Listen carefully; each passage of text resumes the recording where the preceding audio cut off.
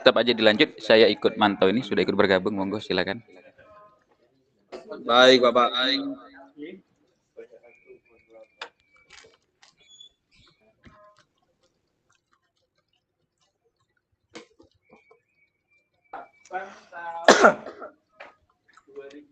Paling ya. Atau sebelum itu, sebelum 2005. Sukabumi.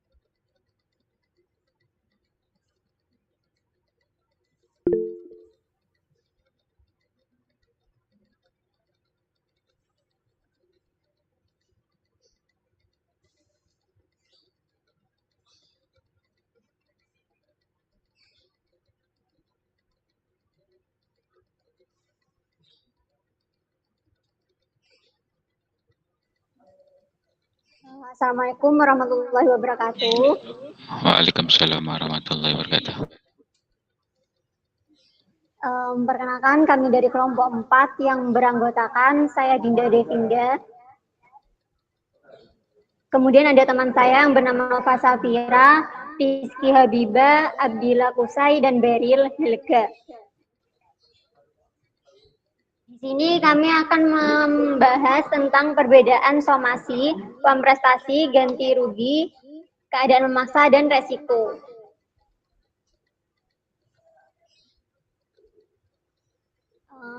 Yang pertama, ya ini ada somasi. Somasi ini diatur di dalam pasal 1238 KUH Perdata dan pasal 1243 KUH Perdata. Somasi adalah teguran dari si berpiutang atau kreditor kepada si berhutang, yakni debitor, agar dapat memenuhi prestasi sesuai dengan isi perjanjian yang telah disepakati antara keduanya.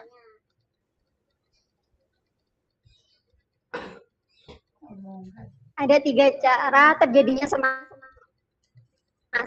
yakni yang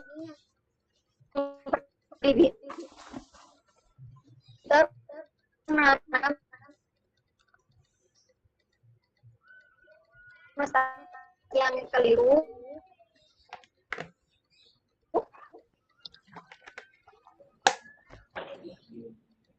yang berprestasi pada hari yang telah dijanjikan, yang dilaksanakan oleh debitur berguna bagi kreditor setelah lewat waktu yang berjanjikan.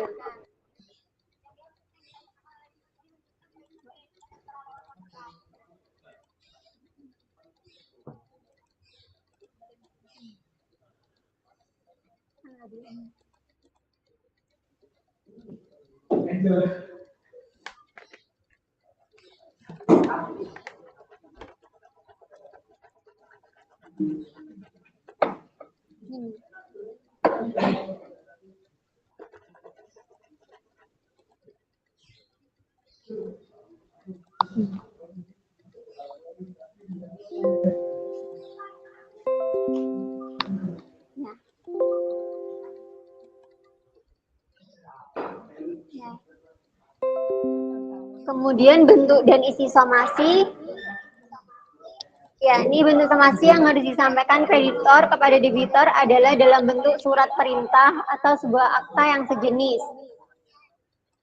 Yang berwenang mengeluarkan surat perintah itu adalah kreditor atau pejabat yang berwenang untuk itu.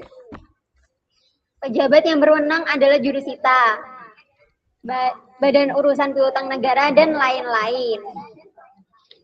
Surat teguran harus dilakukan paling sedikit 3 kali dengan mempertimbangkan jarak tempat kedudukan kreditor dengan tempat tinggal debitor. Tenggat waktu yang ideal untuk menyampaikan teguran antara peringatan 1, 2, dan 3 adalah 30 hari. sehingga waktu yang diperlukan untuk itu selama 3 bulan atau 90 hari.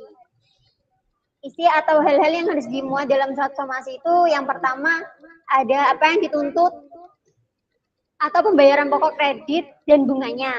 Yang kedua dasar tuntutan atau perjanjian kredit yang dibuat antara kreditor dan debitor. Dan yang ketiga tanggal paling lambat untuk memenuhi prestasi.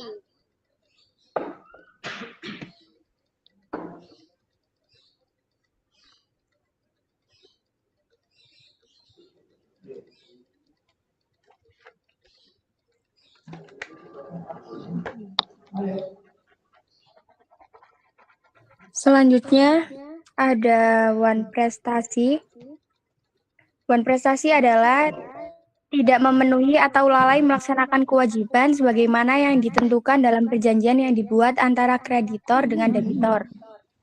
Seorang debitor harus dikatakan wan prestasi apabila ia telah diberikan somasi oleh kreditor atau jurusita.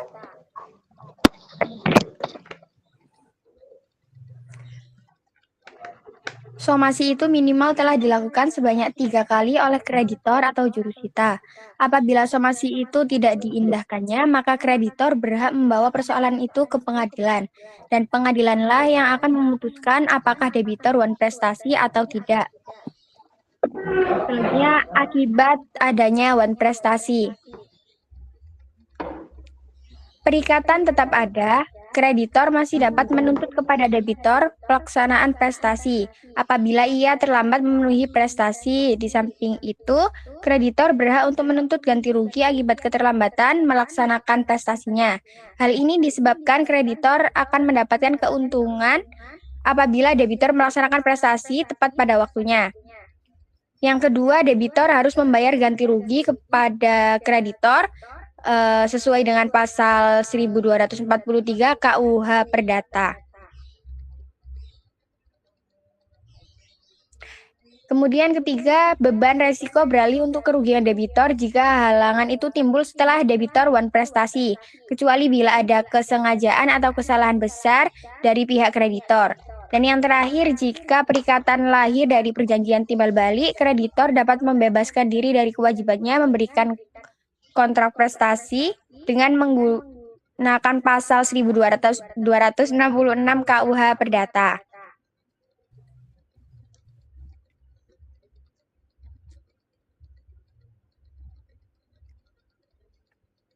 Kreditor, tuntutan atas dasar wan prestasi. Jadi kreditor itu dapat menuntut kepada debitor yang telah melakukan wan prestasi sebagaimana itu sebagai berikut. Sebentar.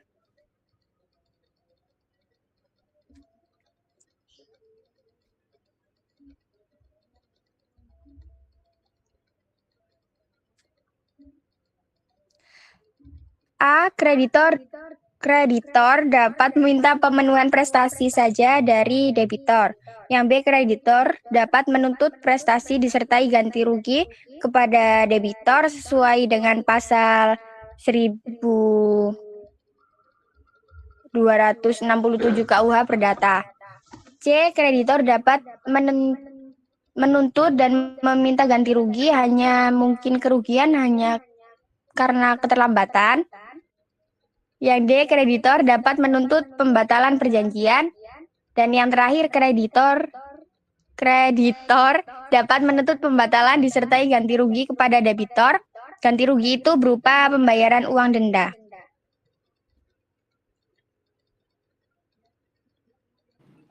Selanjutnya ada ganti rugi. Ganti rugi ada 2 sebab timbulnya ganti rugi, yaitu ganti rugi karena wan prestasi dan ganti rugi karena perbuatan melawan hukum. Yang pertama, ganti rugi karena perbuatan melawan hukum adalah suatu bentuk ganti rugi yang dibebankan kepada orang yang telah menimbulkan kesalahan kepada pihak yang dirugikannya. Ganti rugi itu timbul karena adanya kesalahan, bukan karena adanya perjanjian diatur dalam pasal 1365 KUH Perdata.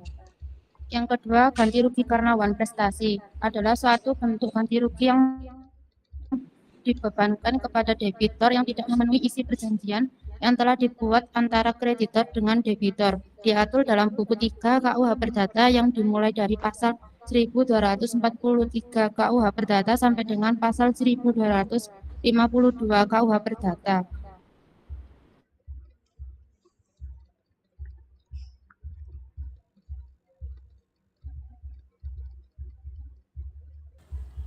Selanjutnya, keadaan memaksa. Ketentuan tentang overmatch atau keadaan memaksa dapat kita lihat dan baca dalam pasal 1244 KUH Perdata dan pasal 1245 KUH Perdata.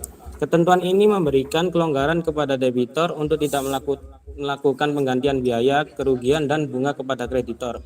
Oleh karena suatu keadaan yang berada di luar kekuasaannya, ada tiga hal yang menyebabkan debitur untuk tidak melakukan penggantian biaya, kerugian, dan bunga, yakni yang pertama, adanya suatu hal yang tak terduga sebelumnya atau terjadinya secara kebetulan dan atau keadaan memaksa. Yang diartikan dengan keadaan memaksa adalah suatu keadaan di mana debitur tidak dapat melakukan prestasinya kepada kreditor yang disebabkan adanya kejadian yang berada di luar kekuasaannya seperti karena adanya gempa bumi, banjir, lahar, dan lain-lain. Keadaan memaksa dapat dibagi menjadi dua macam, yaitu yang pertama keadaan memaksa absolut, yaitu suatu keadaan di mana debitur sama sekali tidak dapat memenuhi perutangannya kepada kreditor oleh karena adanya gempa bumi, banjir bandang, dan adanya lahar.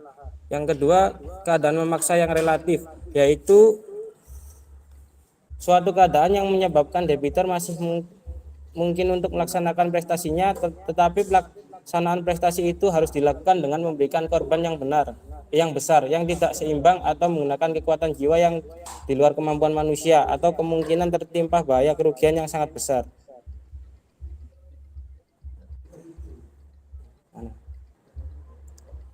Teori-teori keadaan memaksa. Yang pertama, teori ketidakmungkinan atau Teori ketidakmungkinan berpendapat bahwa keadaan memaksa adalah suatu keadaan tidak mungkin melakukan pemenuhan prestasi yang diperjanjikan. Yang kedua, teori penghapusan atau penindasan kesalahan. Afwesigkeit dan Van School berarti dengan adanya overmatch terhapuslah kesalahan debitur atau overmatch peniadaan kesalahan, sehingga akibat kesalahan yang telah ditiadakan tadi tidak boleh atau bisa dipertanggungjawabkan. Selanjutnya, resiko. Di dalam teori hukum dikenal suatu ajaran yang disebut dengan resikuler. Ajaran tentang resiko. Resikuler adalah suatu ajaran di mana seseorang berkewajiban untuk memikul kerugian jikalau ada suatu kejadian di luar kesalahan salah satu pihak yang menimpa benda yang menjadi objek perjanjian. Ajaran ini timbul apabila terdapat keadaan memaksa overmark. Ajaran ini dapat diterapkan pada perjanjian sepihak dan perjanjian timbal balik. Kemudian sesi selanjutnya adalah diskusi, barangkali ada pertanyaan.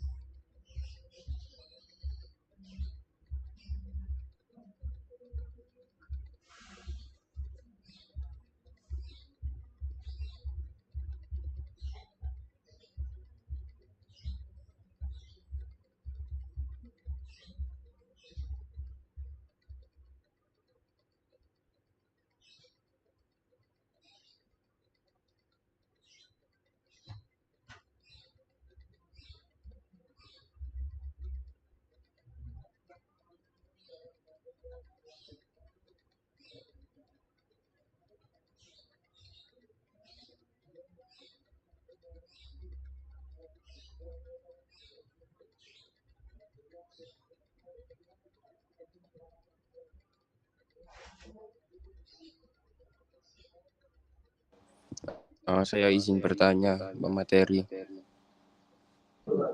Ya, silakan. Ya, sebentar.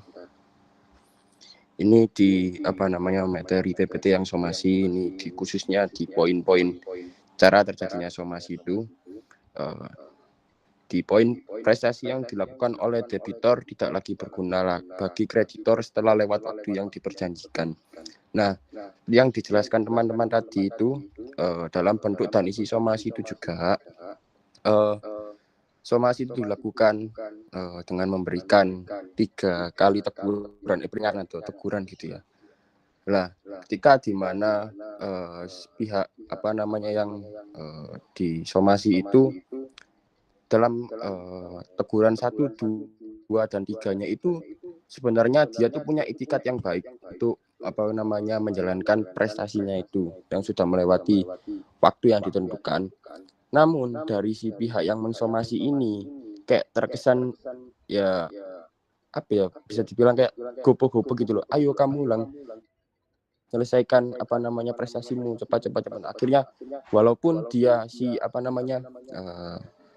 yang disomasi ini punya kayak seperti rasa tanggung jawab, itikat baik lah untuk menyelesaikannya, tapi si pihak somasi ini kayak gak mau tahu gitu, akhirnya pengen kupu-kupu itu gimana, apa bisa dilanjutkan atau enggak. Soalnya kemarin kan pada waktu matkul hukum acara pidana itu kan Pak Imran bilang bahwasanya kalau one prestasi dapat dikatakan apabila seorang itu yang pertama khususnya tidak punya itikat baik untuk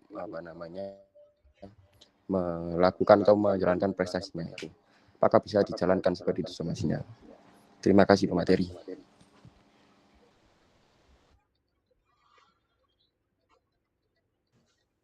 Baik, terima kasih Mas Wildan. Jadi kalau dilihat memang benar, somasi itu kan bisa dilayangkan apabila dia tidak memenuhi apa yang telah dijanjikan seperti itu. Terlepas pihak tersebut itu tidak memiliki niat atau ingin melakukan prestasi, akan tetapi karena telah emang melebihi batas yang telah dijanjikan, itu bisa dikatakan one prestasi seperti itu. Nah, akhirnya pihak yang berutang ya dari teguran dari si berpihutang itu memberikan somasinya itu. Jadi somasi itu bisa dilayangkan apabila memang nggak sesuai yang dijanjikan. Terlepas dia ingin membayar utangnya ataupun tidak, itu memang karena dia telah melebihi apa yang sudah dijanjikan, itu somasi bisa dilayangkan seperti itu. Gimana Mas Wildan?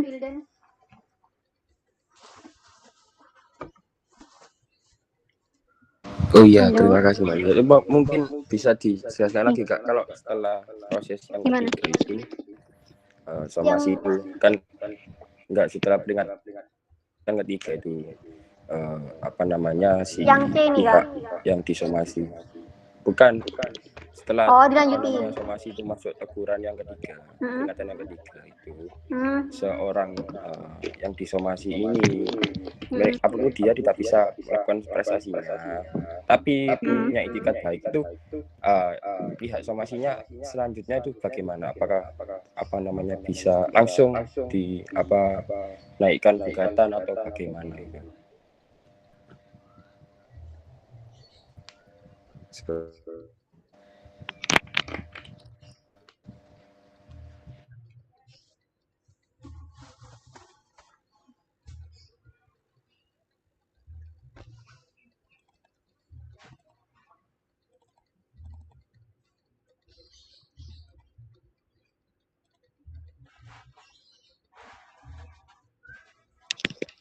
Kalau dibilang sudah dalam bentuk tuntutan itu pasti iya, karena kan ya di latar belakangnya dari itu tadi telah melanggar perjanjian gitu kan ya.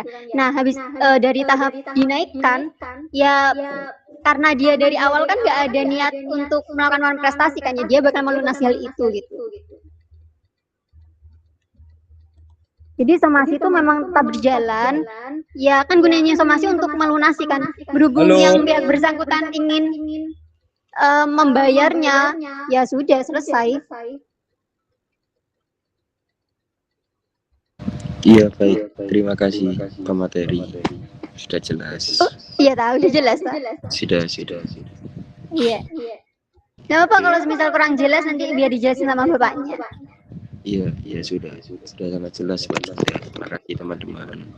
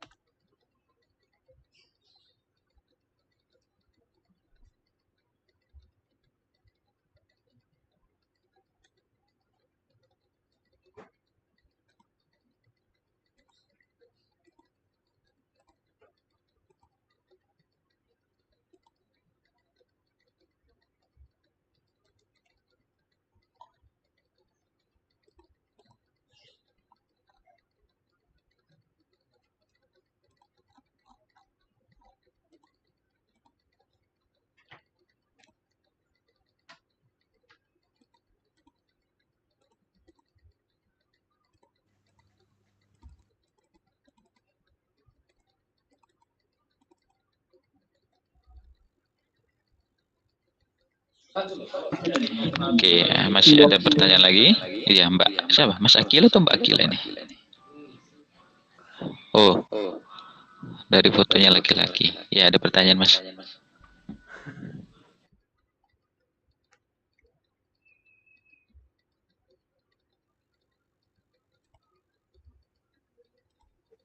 Tidak, Pak. Oke, yang lain? Dari peserta yang lain? Saya Bapak. Ya, monggo silakan. Itu saya izin bertanya tentang ganti rugi sih. Oke, terus? Iya Pak. Itu kebetulan saya ini ingin ambil contoh di faktanya aja ya. Di kehidupan sehari-hari biasanya ganti rugi itu terdapat kalau kita misalkan jual beli dari produk misalkan. Nah, ini saya izin bercerita aja Pak ya. Kebetulan saya itu kerja di bidang telekomunikasi handphone ya. Itu ada misalnya ganti rugi, garansi dan lain sebagainya. Itu biasanya kalau dipakai sama brand-brand yang udah gede kayak Samsung, iPhone atau Asus itu kayak dipersulit gitu. Mereka kayak ngeles gitu kita kalau misalkan mau klaim garansi. Padahal kan saya baca itu tentang informasi hukum itu, padahal ya mereka itu memuat banyak hal gitu dan itu lengkap, tapi giliran prakteknya mau kita bawain itu kayak mereka sendiri, waduh susahnya minta ampun, mereka itu ngeles. Nah mungkin sekiranya kalau solusi dari pemateri di zaman kayak gini tuh apa sih yang kita harus lakukan dan hal yang perlu diperhatikan sekiranya kita biar terhindar dari hal seperti itu.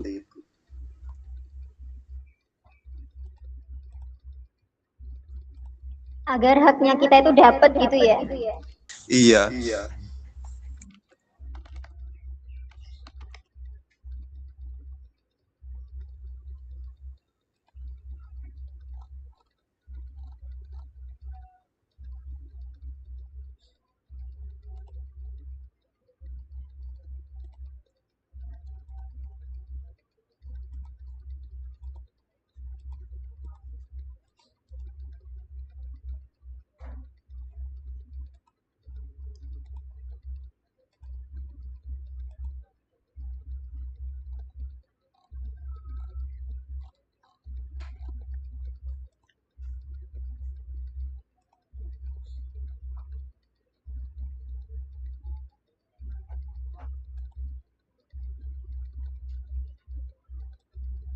Bagaimana materi? Apakah udah dapat ya poin pertanyaannya?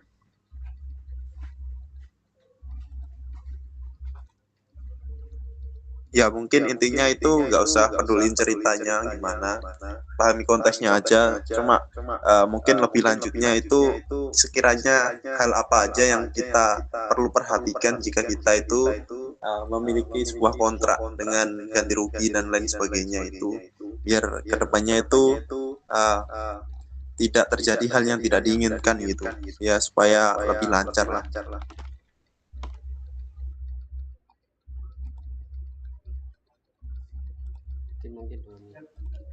Ya, Mas Iko sebenarnya udah paham, cuman masih cari solusi yang tepat itu.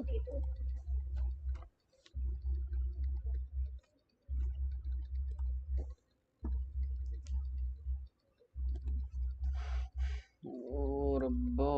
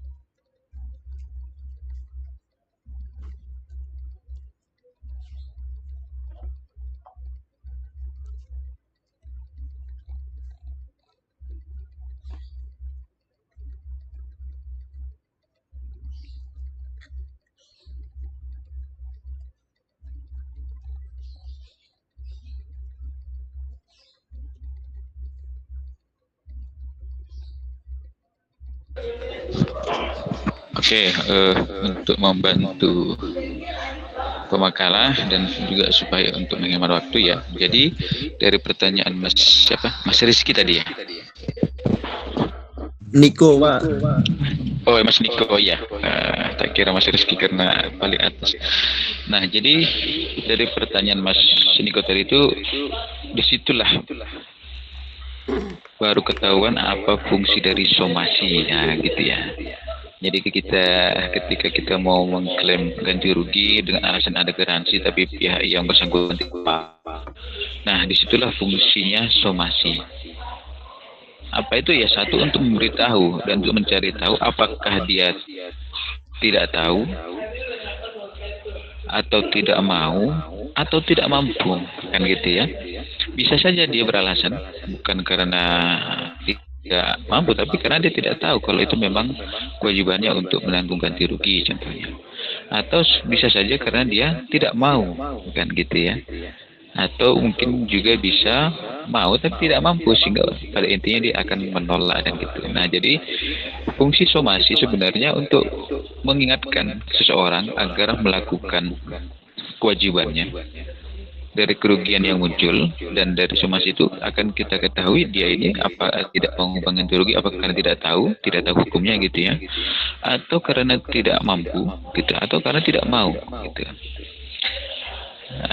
Maka diundangkan untuk mengingatkan seseorang untuk melakukan atau supaya tidak lupa akan kewajibannya lah gitu.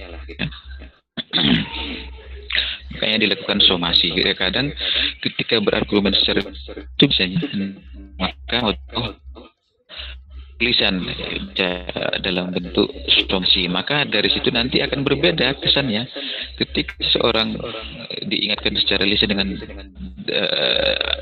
ketika seseorang itu diingatkan dengan secara lisan akan berbeda kesannya ketika dia diingatkan secara tulisan gitu ya. Apalagi kalau sudah tulisan itu kan menggunakan bahasa yang jelas, uraian yang runtut, kemudian menggunakan dasar yang ada kan gitu. Nah dari situ nanti akan ketahuan tanggapan, karena biasanya di dalam somasi itu ada semacam peringatan kalau tidak ditindaklanjuti akan ditindak secara hukum, baik secara dan lain-lain sebagainya. Nah itu akan berbeda kesannya nanti kan gitu. Nah biasanya ada orang yang akan menjadi fokus perhatiannya ketika diberikan somasi, tapi kalau hanya secara lisan tidak berdampak kan gitu. Nah jadi itu ya untuk mengingatkan tadi itu kan gitu. Kadang kan orang nggak mau bukan karena nggak mau, tapi karena nggak tahu atau karena tidak diingatkan dengan alasan lupa dan lain sebagainya itu. Makanya di dalam perkara wan prestasi somasi itu bersifat apa? Keharusan. Karena wan prestasi itu ditujukan kepada orang yang lalai. Jadi untuk membuktikan dia lalai dengan melalui somasi. Kalau tidak disomasi kan kita nggak tahu apakah dia lalai atau tidak, maksudnya masih perhatian atau tidak kan gitu kan. Tetapi dengan adanya somasi kemudian tidak ditindaklanjuti, dibuktikan ada kelalaiannya kan gitu ya. Sehingga di dalam perkara prestasi somasi itu suatu keharusan, bahkan